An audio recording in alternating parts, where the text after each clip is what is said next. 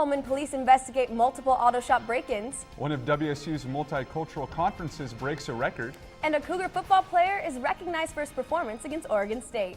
Tonight, those stories and more as complete coverage of your local news starts right now.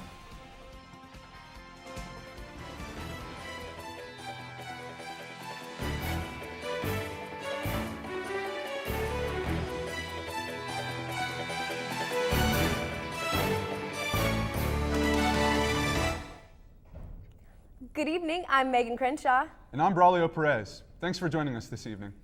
2 Pullman auto repair shops were broken into over the weekend. The Pullman Police Department is investigating burglaries at Data Auto Repair on Riverview and ProTech Auto on Latah Street.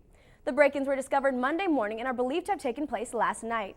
According to police reports, the front doors of both shops were busted in and an undisclosed amount of cash was taken from Data Auto Repair. Authorities say nothing appears to be missing from ProTech. Anyone with information regarding the incident is asked to contact the Pullman Police Department. The man shot and killed by Spokane police officers on Friday has been identified as 29-year-old Ethan Corcoran. The Spokane County Medical Examiner's Office says Corcoran died of multiple gunshot wounds to the trunk and lower abdomen.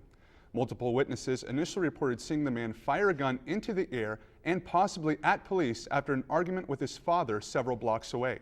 Currently, 6 Spokane officers are on paid leave while detectives investigate the incident.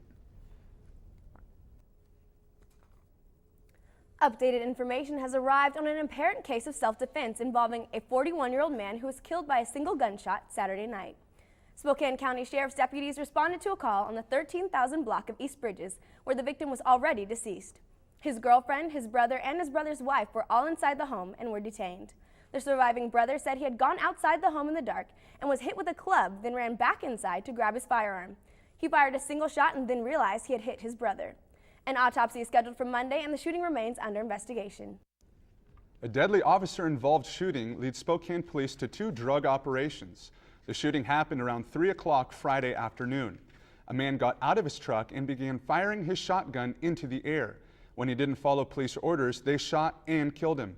Prior to the shooting, investigators say that the suspect fired shot at his father in a West Buckeye home. Later that night, authorities discovered 4 sacks of marijuana at the same home. Police say the estimated street value is $100,000. Detectives then searched the suspect's home and found another marijuana grow operation. Police seized all plants and growing materials. No arrests have been made at this time. Citizens of Palouse have had enough of alleged crimes being overlooked in their community. Around a dozen residents, including the mayor of Palouse, gathered together Saturday morning to picket a house on Moore Street, where complaints have been filed saying the residents of the home brought drugs and drug dealers into town. Signs being held include "Move it or lose it," and "Citizens of Palouse are the equalizer." Citizens suspect that because one of the residents of the home helped the Quad City Drug Task Force capture a, quote, big fish, it has kept them from being prosecuted.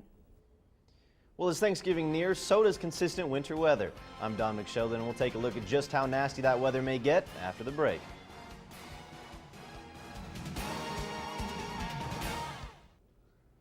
Welcome back. Now, if you took a step outside your house, chances are you noticed the dark and gloomy skies and intermittent rain showers. It was cloudy, 47 degrees as we move on to tonight.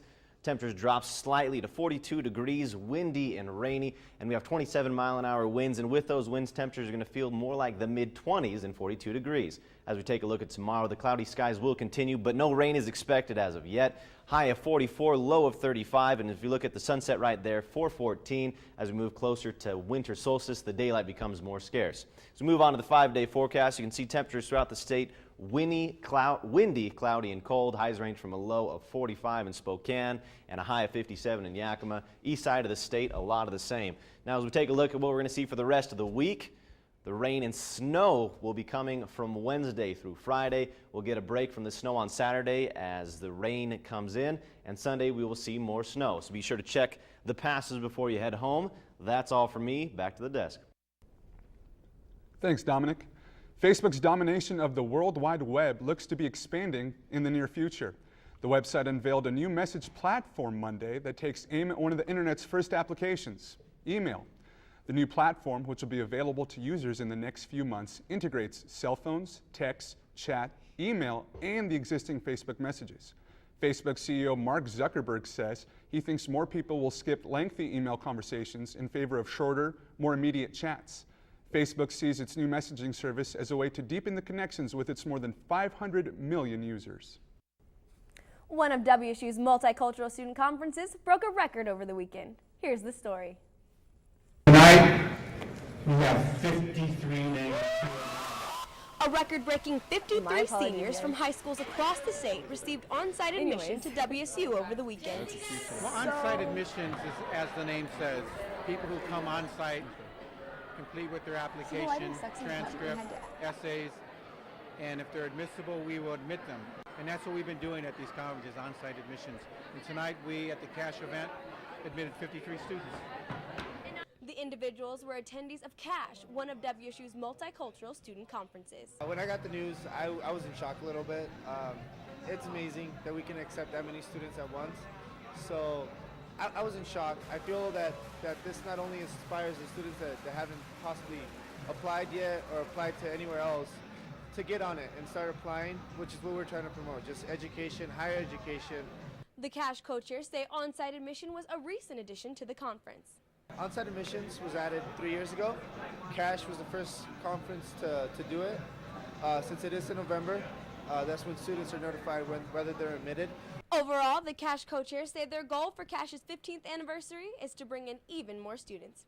I just want to see more high school students and more students that college usually doesn't look at. Those students with low GPAs but are well involved in their community and well involved with their families, that they do deserve the chance to come and visit college and do deserve the chance for somebody to tell them that they can come to college. If you're interested in getting involved in future conferences, contact METCHA or Student Involvement. Reporting for Cable 8 News, I'm Megan Crenshaw. Stop.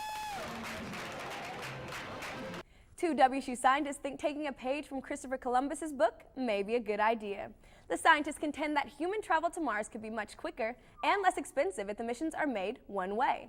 They argue the idea is similar to that of the early settlers of North America, who left Europe with little expectation of returning. The pair said they are not proposing a suicide mission, but rather trailblazing for a permanent human Mars colony.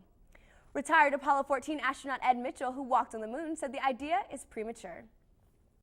A sorority on campus aims to build confidence in women of all ages. Cable 8 News reporter Courtney Ramsey has more on the story. It's a terrible thing to waste. Vanity plates are a good form of self-expression and a way for friends to recognize you on the road. They are also a great way for police to locate you after your robbery getaway.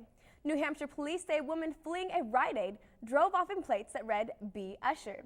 That car was registered to Bonnie Usher, who was later arrested at her home with the stolen money. Bake sales often raise money for good causes, but in some places, they're illegal. In Chappaqua, New York, the police were called on two 13-year-old boys for selling cupcakes and other baked goods without a permit. One of the boys' mothers says the teens are good kids who have not set up shop anywhere since. Well, that was quite interesting today, huh, with the bake sale story? Well, there was that bake sale story, but you know what really caught my attention was Jeff Toole being named Offensive Player of the Week.